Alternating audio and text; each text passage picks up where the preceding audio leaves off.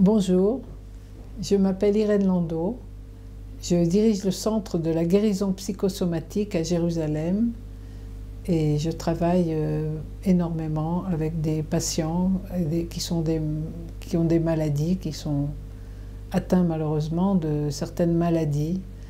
Et j'ai fait une vidéo il y a quelques années qui s'appelait La déprogrammation des maladies et qui a eu beaucoup de succès parce que j'ai été interrogée et j'ai reçu énormément de gens, des centaines de personnes à la suite de cette vidéo où je partageais un petit peu mon travail. Alors je voulais vous parler aujourd'hui plus spécifiquement du cancer du sein. Il y a beaucoup de personnes, de femmes qui m'ont contacté à la suite du diagnostic de cancer du sein. Alors c'est un sujet à part entière parce que aujourd'hui on connaît l'origine de cette maladie, on sait qu'il s'agit toujours de conflits de nid familial. Alors toutes les personnes qui m'ont contacté avaient un conflit de nid familial, que ce soit un conflit avec le conjoint, avec le compagnon, avec le mari, ou que ce soit un conflit avec les enfants. Il se passait toujours quelque chose dans le nid familial. Alors il est important de comprendre que, si vous voulez, cette maladie est une maladie fréquente. Pourquoi? Parce qu'il y a énormément de femmes dans le monde, quel que soit leur pays, quel que soit l'endroit où elles se trouvent, qui ont des conflits de nid. C'est quelque chose de très banal, on va dire, les conflits de nid. Or, il faut comprendre que ces conflits de nid provoquent souvent ce qu'on appelle aujourd'hui un cancer du sein. Mais ça peut être quelque chose qui est très petit, qui est tout à fait au début. C'est-à-dire, au début, quand il y a un choc ou un conflit à ce niveau-là, il y a une trace qui se fait dans le cerveau et l'organe qui est touché en priorité, c'est le sein. Pourquoi? Parce que traditionnellement, la femme qui a un conflit avec un mari ou un enfant ou un compagnon veut aider ce compagnon ou ce mari ou cet enfant. Et comment est-ce qu'une femme, si vous voulez, nous vivons toujours sur notre cerveau ancien. Ça signifie que le cerveau ancien, il travaille toujours de la même façon. Par exemple, si il y a un problème, qu'est-ce que fait une femme pour aider son enfant si elle se trouve en plein désert ou dans un endroit où il n'y a rien? Eh bien, elle va essayer de le nourrir et elle va lui donner le sein. Donc, si vous voulez, ce qui est très important de comprendre, c'est que lorsque une femme se trouve dans un conflit de nid, un conflit grave évidemment, et qu'elle est dans un choc, elle va vouloir, encore une fois, même si c'était la façon dont la femme agissait il y a des milliers d'années, son cerveau ancien va toujours réagir de la même façon et il va comprendre qu'il y a un danger pour le compagnon, le conjoint ou pour l'enfant. Et quand il y a un danger pour l'enfant, qu'est-ce que fait la femme? Elle va lui donner le sein. Mais le problème, c'est que le cerveau ne comprend pas toujours le message. Ce n'est pas le vrai message. Parce que si votre enfant, il a 50 ans, eh bien, elle va quand même vouloir lui donner le sein parce que c'est ce que son cerveau comprend. Je dois donner le sein à mon enfant pour l'allaiter, pour le faire vivre, pour le faire grandir, pour lui redonner des forces. D'accord? Alors, c'est le cerveau ancien qui fonctionne comme ça. Donc, si vous voulez, c'est pareil du côté du conjoint. C'est la même chose. Ça veut dire, je dois aider mon conjoint. Le cerveau, il se sent tout seul, comme en plein désert. Et je dois aider mon conjoint. Donc, qu'est-ce que je vais faire? Ben, je vais fabriquer plus de lait pour lui donner le sein. Alors, comment une femme fabrique plus de lait pour donner le sein à son conjoint? Eh bien, tout simplement en faisant un cancer du sein. Parce que c'est le moyen, si vous voulez, de fabriquer plus de lait, de donner plus d'elle-même, si vous voulez, à son conjoint ou à son enfant. Alors, quand il y a un choc comme ça, que le cerveau comprend qu'il faut absolument aider l'enfant ou le conjoint, il y a tout de suite se déclenche le cancer. Et au début, il peut être tout petit et invisible. Et petit à petit, si le conflit continue, ça veut dire si la personne ne trouve pas de solution à son problème, alors ça peut se développer. Alors donc, qu'est-ce qu'il faut comprendre de là? C'est que c'est quelque chose qui au début peut être très petit et qui peut aussi disparaître. Pourquoi? Parce que imaginez qu'il y a un grave problème avec le conjoint ou l'enfant et que ce problème s'est réglé.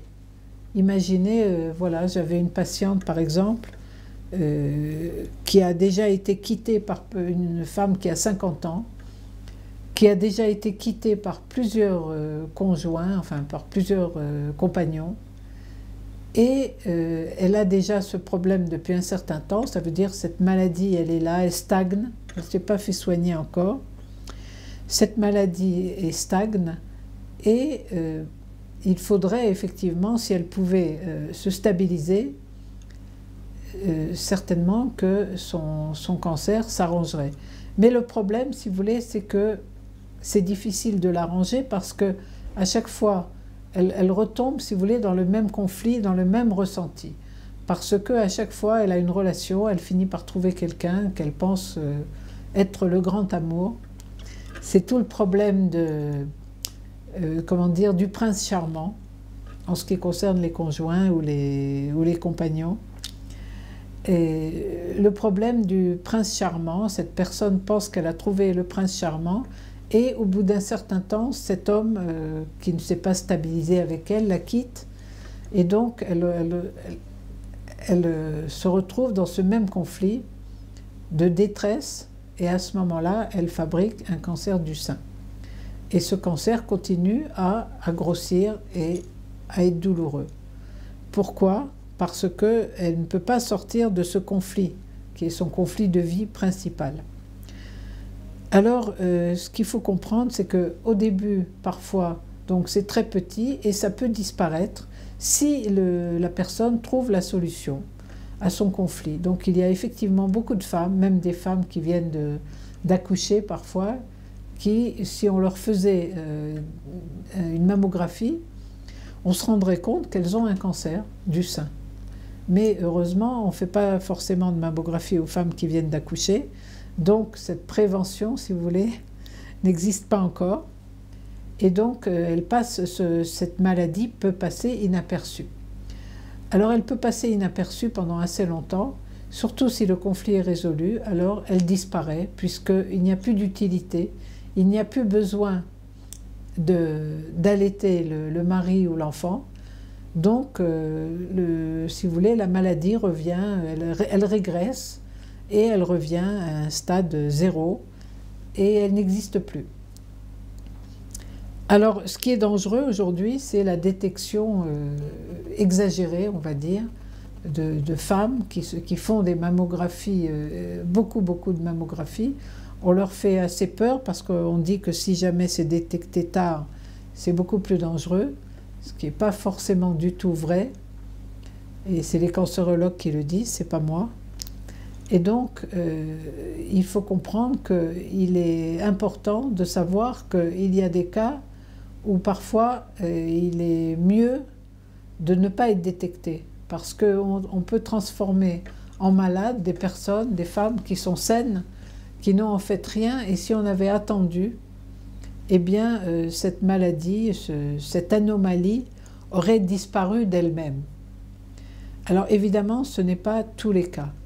J'ai eu beaucoup de travail avec des femmes qui ont un cancer du sein et je peux vous assurer qu'il y a énormément de cas où on comprend que c'est d'une logique absolument... c'est 100% logique, si vous voulez, cette maladie. Par exemple, j'ai eu une femme dont dont le fils avait été tué dans un attentat. Et évidemment, comme par hasard, c'était ça qu'elle a déclenché, c'était un cancer du sein. Alors, nous avons évidemment travaillé pour qu'elle comprenne quelle est l'origine de la maladie et comment elle peut en sortir et comment elle peut rétablir son équilibre, parce que cette maladie vient toujours évidemment d'un déséquilibre complet, d'un choc violent ou moins violent, mais d'un choc, et surtout le fait de garder le silence, de ne pas en parler, de garder ça pour soi. Disons que c'est le plus grand danger. Alors souvent les gens me disent « mais j'en ai parlé ». J'ai parlé de ça, j'en ai parlé à ma voisine, j'en ai parlé à mes enfants, j'en ai parlé à mon mari, oui, mais j'en ai parlé. Mais seulement, elles en ont parlé, mais elles n'ont pas fait un travail en profondeur pour comprendre tous les ressentis émotionnels qui ont été les leurs à ce moment-là et quels sont, si vous voulez, l'écho que ça provoque dans leur vie. Parce qu'il y a souvent un écho. Il faut comprendre que les maladies viennent souvent en écho avec des choses qui ont déjà été programmées, comme je l'ai expliqué dans une autre vidéo, dans le passé. Ça signifie qu'il y a déjà eu des conflits de séparation, il y a déjà eu des conflits de vie qui ont provoqué ce genre de problème. Et donc, si vous voulez, soit il peut y avoir une culpabilité, soit il peut y avoir des séparations. Il faut savoir qu'il y a énormément de sortes de conflits dans la vie. Et donc, il faut détecter avec la personne quels ont été exactement les conflits de vie qui l'ont amené à faire cette maladie, puisqu'il n'y a aucun hasard dans les maladies. Il y a toujours une grille de lecture complète pour chaque symptôme. Alors, il faut savoir que dans l'enfance, et parfois les conflits de vie remontent bien plus loin. C'est pour ça que je travaille très souvent avec le décodage transgénérationnel, pour essayer de comprendre ce qui s'est passé, non seulement dans cette vie-là, mais dans la vie des parents, des grands-parents, des arrière-grands-parents, sur 3 ou 4 générations, pour essayer de déprogrammer la maladie ou le conflit qui a lieu aujourd'hui. Alors, il faut savoir que la piste transgénérationnelle nous éclaire énormément. Sur toutes les maladies, pas seulement sur le cancer du sein, sur énormément de maladies. Par exemple, des pertes d'enfants, en ce qui concerne le cancer du sein, des pertes d'enfants dans la généalogie. Des femmes qui ont été séparées de leurs enfants, qui ont eu le choc, ce qui arrivait très souvent autrefois quand la médecine n'existait pas, en tout cas pas comme aujourd'hui. Et donc, il ne faut pas oublier qu'en une centaine d'années, la médecine a fait des progrès absolument faramineux. Et donc, on évite aujourd'hui beaucoup de maladies qui étaient mortelles à l'époque. Je pense à une patiente hier qui me racontait que la sœur de son père était morte d'une diphtérie en 1904. Donc c'était des maladies qu'on ne pouvait pas soigner puisque les antibiotiques malheureusement n'existaient pas. Ils n'ont été découverts que dans les années 40. Et donc il est vrai qu'il y a des maladies qui sont, si vous voulez, qui viennent en écho avec des ressentis transgénérationnels. Donc il est absolument indispensable, à mon avis, d'aller consulter, dans tous les cas, hein. C'est en tout cas ce que je fais avec pratiquement tous les malades, aller consulter la généalogie pour essayer de comprendre comment, si vous voulez, ce ressenti d'aujourd'hui s'est greffé sur des ressentis qui ont déjà existé dans la famille et qui ont été retransmis de génération en génération. Alors, comment comprendre ce cancer du sein, comment en sortir? C'est vrai que c'est une maladie très fréquente aujourd'hui, et je pense encore plus fréquente qu'autrefois. Est-ce que c'est le fait de la détection tous azimuts, ou est-ce que c'est le fait qu'il y a énormément de chocs et de conflits et que les gens vivent très seuls?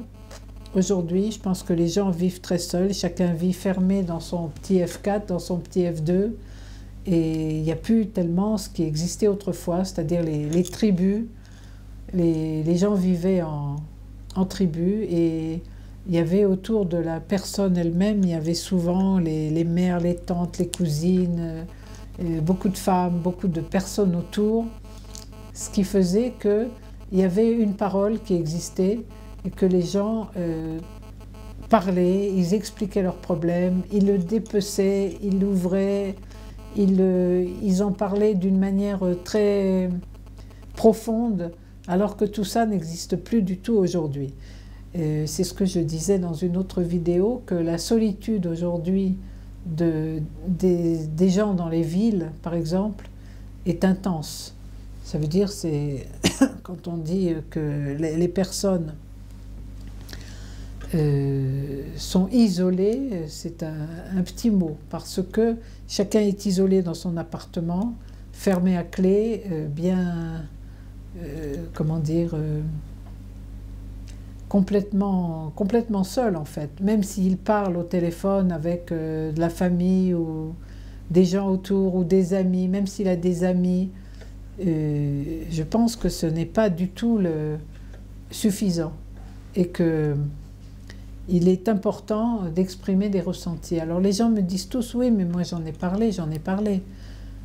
Vous en avez parlé comment, sous quelle forme? J'en ai parlé à ma sœur, j'en ai parlé à ma cousine, j'en ai parlé à ma voisine, j'en ai parlé. Mais souvent j'en ai parlé, ça veut dire j'ai seulement exprimé les faits. J'ai dit ça et ça, il s'est passé ça et ça. Et donc, il s'est passé ça et ça, ok. Et puis ça s'est arrêté là. Ah oui, mais qu'est-ce que tu en penses? On n'est pas rentré en détail dans l'histoire. Donc, si vous voulez, la personne, en fait, elle reste avec son conflit. Elle continue à ressentir la même chose, elle continue à ressentir ce choc ou ce traumatisme qu'elle a eu. Et elle ne peut pas l'exprimer profondément. Et ça, c'est l'origine de la maladie, et souvent donc de cette maladie ou d'une autre, puisque chaque maladie est due non seulement à un choc, mais aussi au fait qu'on ne trouve pas de solution pour en sortir. Alors il faut savoir que la parole, Freud l'avait déjà découvert il y a bien longtemps, la parole est libératrice. Alors par exemple, quand je travaille avec des patients, nous travaillons très en profondeur. Ça veut dire on rentre dans les infimes petits détails de l'histoire qui parfois sont étonnants et auxquels les gens ne pensent pas du tout parce que c'est très important. Et quand les gens me disent « j'en ai parlé », ben en fait, ils n'en ont pas du tout parlé. Alors on se rend compte qu'il y a un travail à faire et que ce travail n'a pas été fait. Alors quand on travaille en transgénérationnel, on arrive à atteindre des niveaux souvent très profonds où les personnes comprennent des choses qu'ils n'avaient jamais compris, auxquelles elles n'avaient jamais pensé. Et quand on travaille aussi bien dans cette vie d'aujourd'hui, pour savoir qu'est-ce qui s'est passé aujourd'hui, c'est vrai que parfois on revient dans l'enfance et on revient dans des traumatismes. Alors il y a des personnes qui me disent quelle est la différence avec la psychanalyse, avec la psychologie. Si vous voulez, la différence, c'est qu'on travaille spécifiquement sur les conflits qui sont à l'origine des maladies. Et le fait de travailler directement sur ce conflit évite beaucoup le fait de se promener autour de sa vie et parfois de passer énormément de temps. Alors par exemple, je pense à une patiente qui avait fait 12 ans de psychanalyse. D'ailleurs, sa sœur était psychanalyste.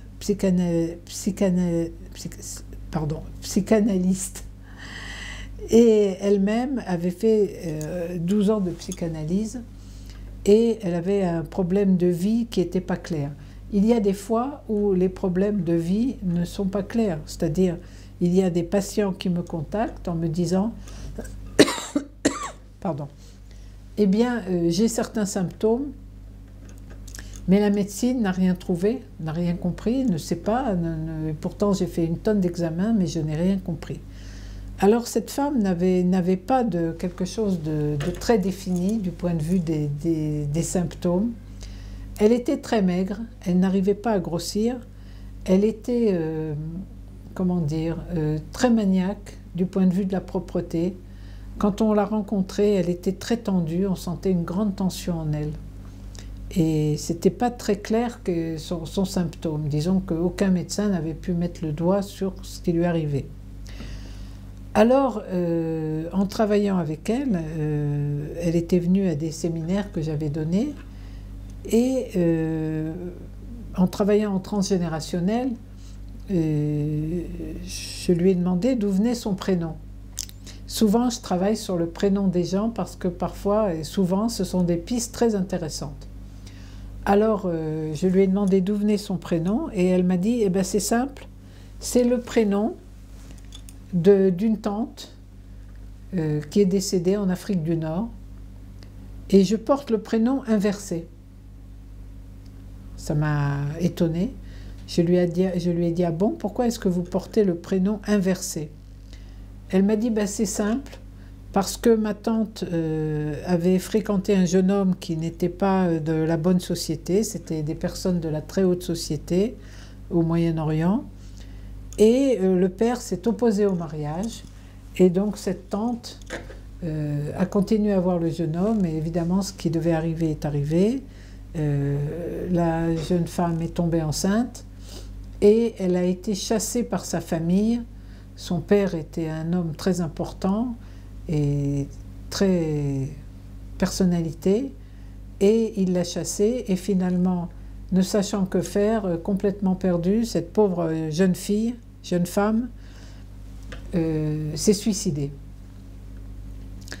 Alors ça a été un drame familial épouvantable, ça a été absolument terrible, et ce qui était encore plus incroyable, c'est que cette patiente, à l'époque où ça s'est passé, si vous voulez, elle était dans le ventre de sa mère. Sa mère était enceinte d'elle, et donc elle n'a pas vécu directement, mais elle a vécu l'angoisse, la peur, le choc, le traumatisme de sa mère qui a vu sa sœur mourir d'une manière épouvantable. Donc cette femme, quand elle est née, on lui a donné, pour rappeler le souvenir de sa tante, on lui a donné le même prénom, mais inversé, pour ne pas qu'elle ait la même vie terrible de cette jeune femme. Alors, au lieu de l'appeler, par exemple, Daniel Muriel, on l'a appelé Muriel Daniel. C'était le prénom inversé. Alors, après 12 ans de psychanalyse, elle n'avait pas trouvé quel était le problème. Eh bien, le fait de travailler sur ce prénom m'a fait comprendre que cette femme était en réparation, ce qu'on appelle en réparation transgénérationnelle. C'est-à-dire le clan familial lui avait fixé comme objectif de réparer la faute. C'était une grave faute qui avait été commise, en tout cas à cette époque-là, c'était comme ça que c'était vu. Elle avait entaché le clan familial, elle avait commis une grave faute, et donc il était essentiel de nettoyer la faute. Alors cette femme se sentait très mal dans sa peau pendant toute sa vie. Elle était angoissée, elle faisait énormément de nettoyage, elle était très tendue, elle ne savait pas pourquoi, elle était maniaque. Et il fallait, en fait, inconsciemment, elle avait reçu donc ce programme dans son esprit de nettoyer la faute.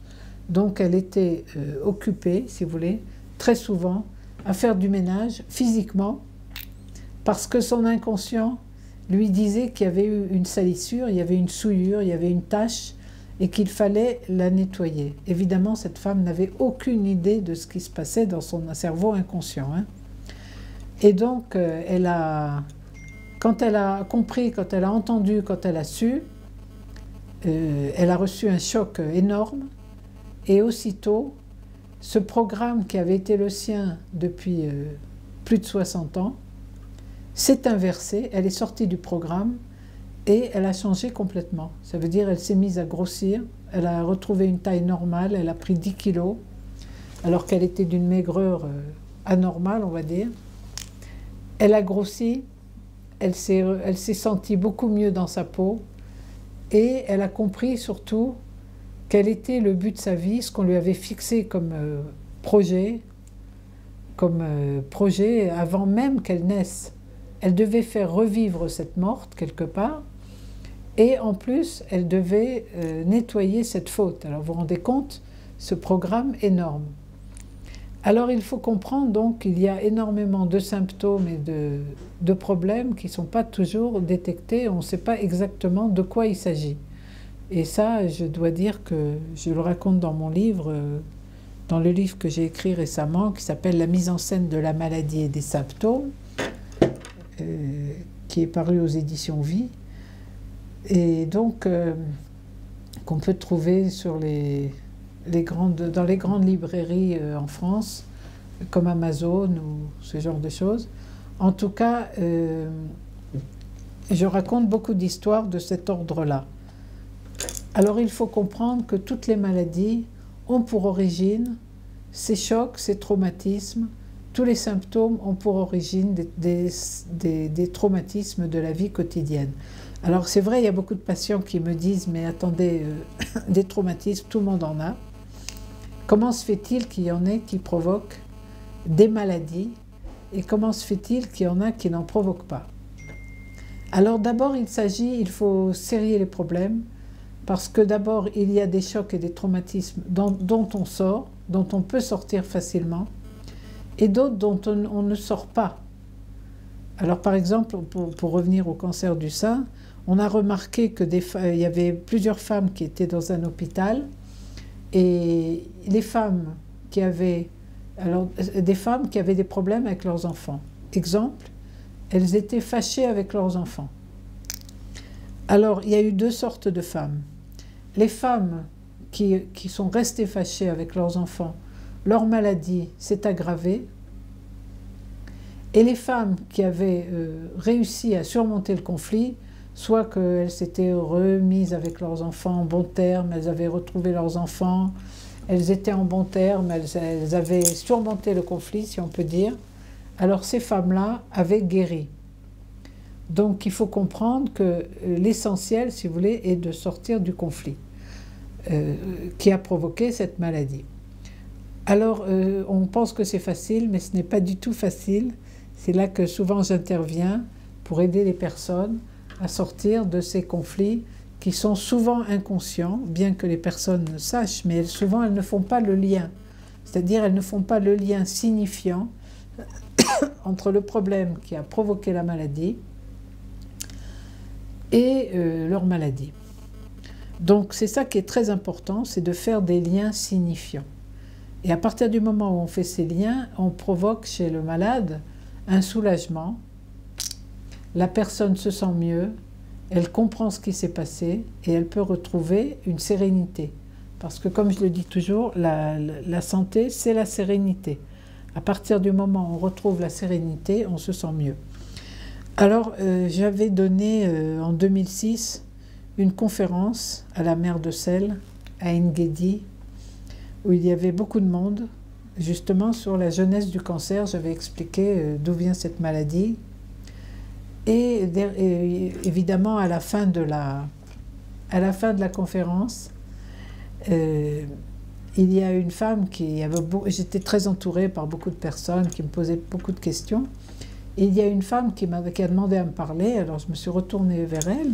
Je lui ai dit oui, et vous vouliez me dire quelque chose? Elle m'a dit oui, je voulais vous dire, madame, que je me suis guérie de 2 cancers. Alors, je l'ai regardée comme ça, j'ai dit ah bon? J'étais la première étonnée. Alors j'ai dit, comment est-ce que vous avez fait? Elle m'a dit, eh ben c'est simple, je vais vous dire, je n'ai rien fait du tout. Alors j'étais vraiment stupéfaite. Je lui ai dit, comment ça, vous n'avez rien fait du tout? Elle m'a dit non. Elle m'a dit, j'ai continué à vivre comme autrefois, comme avant l'annonce de la maladie. Je suis restée sereine, je ne me suis pas affolée. Et mes maladies, elles ont disparu. Ça m'est arrivé 2 fois et voilà, et je suis guérie, je n'ai plus rien. J'étais très étonnée. Je voulais lui demander plus de renseignements, lui demander les localisations, lui demander beaucoup de choses. Et après, quand les gens se sont un peu éparpillés et j'ai pu me retourner pour la chercher, elle était partie, elle avait disparu et je ne l'ai pas retrouvée. Et donc, je n'ai pas pu lui demander plus de renseignements sur ce qu'elle avait vécu. J'ai écrit un article aussi qui s'appelle « Réflexions sur le cancer » que j'ai publié ici dans un journal et qui est sur Internet aussi.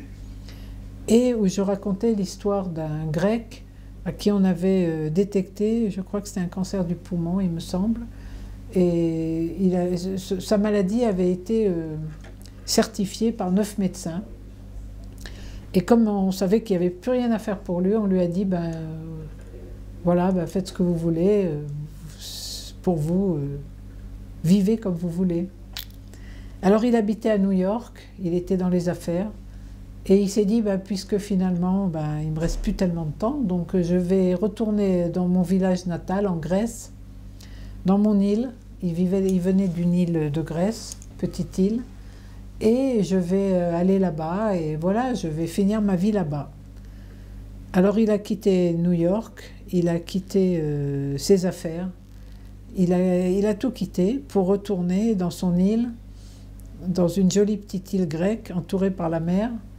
Et au début, il restait au lit, il était là en train d'attendre que ça passe.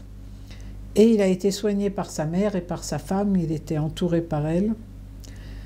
Et il voyait ses amis, il y avait des amis, ses amis d'enfance qui venaient le rencontrer, qui venaient le voir, qui venaient s'intéresser à lui, qui parlaient avec lui, qui discutaient. Et puis, il mangeait un petit peu avec eux, il buvait un petit peu avec eux, c'était sympathique, il était assez entouré, plus qu'à New York. Et puis, il a planté des légumes dans le jardin parce qu'il s'ennuyait, il a commencé à se lever de son lit. Et puis, il s'est dit, ben, ces légumes, je ne vais pas les voir parce que je ne sais même pas si je vais les voir pousser, mais c'est pas grave. Il y a d'autres que moi vont les manger. Et il a commencé à continuer à cultiver son jardin. Et petit à petit, il a senti que sa situation s'améliore. Et effectivement, c'est le New York Times qui raconte cette histoire. Finalement, il a guéri. Et les médecins qui lui avaient fait des pronostics défavorables sont partis avant lui. Je crois qu'il a vécu encore 35 ans, il me semble. Et donc, il a vécu très âgé, plus âgé que les médecins qui avaient fait son diagnostic. Donc, il faut comprendre qu'on n'a pas encore tout compris dans la genèse du cancer et on n'a pas encore compris tous les tenants et les aboutissants de la maladie et qu'il y a des choses à faire. Alors, quelles choses à faire? Eh bien, il faut, disons, retrouver toujours la sérénité, se réaligner avec soi-même, retrouver la joie de vivre, que souvent les cancéreux ont complètement perdu. Et souvent, même quand on leur demande « est-ce que vous voulez vivre ou mourir ?» Moi, je me rappelle que j'avais un patient que je suivais qui avait une maladie au côlon. Il avait perdu sa femme quelques années auparavant. Alors, je lui ai dit, finalement, je me suis permis de lui poser la question quand même assez brutalement. Je lui ai dit, finalement, dites-moi la vérité. Est-ce que vous voulez vivre ou vous voulez mourir? Ah ben, il m'a dit, je vais vous dire la vérité, ça dépend des moments. Il y a des moments j'ai envie de vivre et puis il y a des moments j'ai envie de mourir. Vous voyez, il était peut-être à 50-50. Et finalement, ben, il a préféré partir. Parce qu'il voulait rejoindre sa femme. Il m'a dit, je voudrais bien rejoindre ma femme, elle est partie il y a quelques années, je me sens seule ici, donc j'ai envie de rejoindre ma femme. Donc vous voyez, il avait un programme, il avait mis en place un programme bien clair de rejoindre sa femme. Donc il avait déclenché sa maladie grâce ou à cause de ça, si vous voulez. Donc ce qu'il faut comprendre, c'est que c'est une maladie où il faut toujours, comme dans toutes les maladies d'ailleurs, se réaligner avec soi-même, se sentir bien dans sa peau. C'est une expression incroyable et essentielle, quelle que soit la maladie. Alors, se faire plaisir, souvent je demande aux patients qu'est-ce qui vous ferait plaisir et parfois ils ne savent pas. Ils me disent j'ai aucune idée parce qu'ils sont en dépression, donc ils disent je n'ai aucune idée de ce qui me ferait plaisir. Et ça c'est déjà un stade, comment dire, avancé de la dégradation, de la dépression. Parce qu'ils sont en dépression à cause de leur maladie. Alors il est important de poser des actes et de se demander qu'est-ce qui ferait plaisir, comment on pourrait, si vous voulez, soulever la chape de plomb qui est au-dessus de nous au-dessus de la personne. Et comment se faire plaisir, comment s'épanouir, comment se retrouver à un âge insouciant, parce que finalement, souvent la jeunesse c'est l'insouciance, hein, la plupart du temps, pas toujours, puisqu'il y a aussi des maladies dans la jeunesse. Mais comme je l'ai expliqué dans une autre vidéo, souvent il y a des enfants qui sont malades du fait des ressentis de leurs parents qu'ils ont transmis, puisque les enfants sont des émetteurs-récepteurs. Et donc les maladies, les conflits de vie des parents déteignent sur les enfants qui sont des éponges. Donc il faut retrouver une certaine joie de vivre, une certaine décontraction, un certain bonheur, et à ce moment-là, on peut éloigner la maladie. En tout cas, je pense que c'est la seule chose à faire, et la meilleure chose à faire, et aussi le fait d'en parler, d'exprimer tous les ressentis négatifs dans le détail, de rentrer dans toutes les choses les plus infimes qui ont eu lieu et qui ont précipité la personne dans sa maladie, afin de lui faire prendre conscience de ce qui se passe exactement et quel est le problème sous-jacent, afin de lui faire retrouver son équilibre et le bonheur dans sa vie.